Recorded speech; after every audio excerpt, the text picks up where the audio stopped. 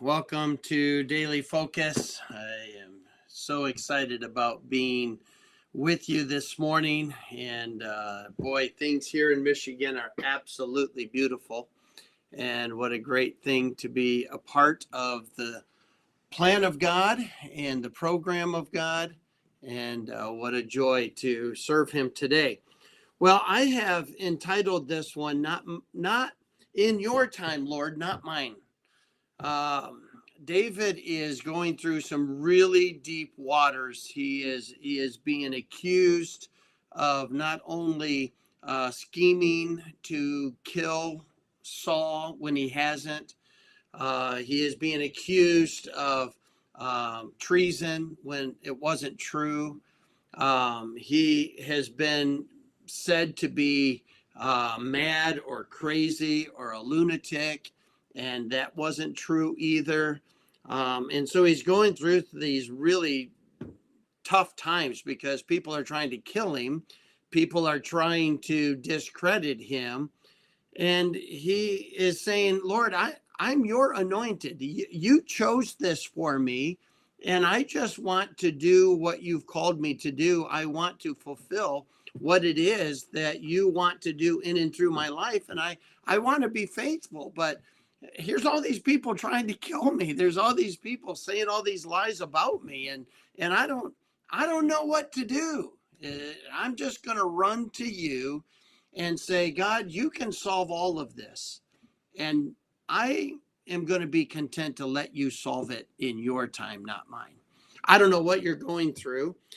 This is a great lesson for me in dealing with inspectors and plan review boards and all of these things as we build out the property God has entrusted to us. And right now, front and center, we're trying to work through the details of getting our soccer field in, our playground in.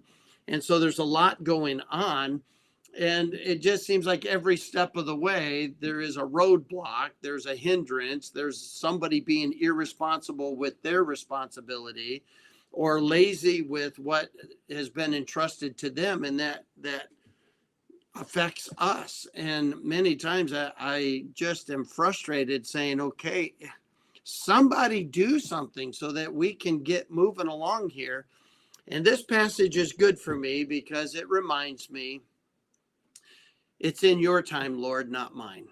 And so Psalm 69 says, Save me, O God, for the waters are come in unto my soul. I sink in deep mire, where there is no standing. I am come into deep waters, where the floods overflow me. I don't know if that's you. You feel like life is just crashing in on you. I don't know whether this morning you feel like you have truly been given more than you can handle. You just feel like you're about to drown in pressure or in due dates or whatever it is, or responsibilities that you're not keeping up with, and you just feel like you're overwhelmed. Well, that was where David was. I am weary of my crying. My throat is dry. My eyes fail when I wait for my God. They that hate me without a cause are more than the hairs of my head. They that would destroy me, being mine enemies wrongfully, are mighty. Then I restored that which I took not away. That phrase there is, I'm trying to do everything that I'm supposed to do. I'm trying to play nice. I'm trying to fulfill my part. I'm trying to do the right thing, even if they won't do the right thing.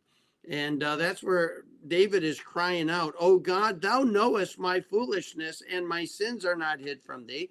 David said, you know what? I'm not innocent. I realize that I'm human, and I'm lacking faith. I'm lacking trust in you. I tend to lean on my own understanding. I tend to try to figure out what can I do, and I sometimes get angry, and I sometimes David is just going through this, and he is acknowledging, you know what? Fig leaves couldn't hide Adam and Eve's sin, and nothing's going to hide mine either. I mean, you see everything, God.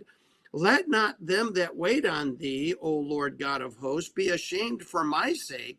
Let not those that seek thee be confounded for my sake, O God of Israel, because for thy sake I have borne reproach. Shame hath covered my face. In other words, I'm going through this because you called me to be the king. You anointed me to be the king. You were the one that rejected Saul from being king. It was because of his poor decision making that you said, I reject you, and you chose me. And Lord, I'm willing to go through this reproach. I'm willing to chart this path and even take on the shame because of what they're saying and what they're accusing me of. And I'm willing to endure all of that for your sake. Because for thy sake I have borne reproach, shame hath covered my face. I am become a stranger unto my brethren and an alien unto my mother's children. In other words, there are people that believe this stuff, that are close to me, and I am being wrongfully represented. For the zeal of thine house hath eaten me up, and the reproaches of them that reproach thee are fallen upon me. When I wept and chastened my soul with fasting, that was to my reproach. I made sackcloth also my garment, and I became a proverb to them. They that sat in the gate speak against me, and I was the song of the drunkards. But as for me, my prayer is unto thee, O Lord, in an acceptable time, O God. In the multitude of thy mercy, hear me. In the truth of thy salvation, deliver me out of the mire, and let me not sink. Let me be delivered from them that hate me, and out of the deep waters.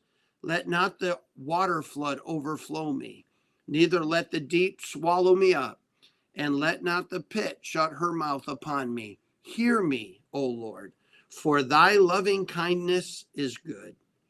Turn unto me according to the multitude of thy tender mercies, and hide not thy face from thy servant. For I am in trouble. Hear me speedily. Draw nigh unto my soul and redeem it. Deliver me from my enemies.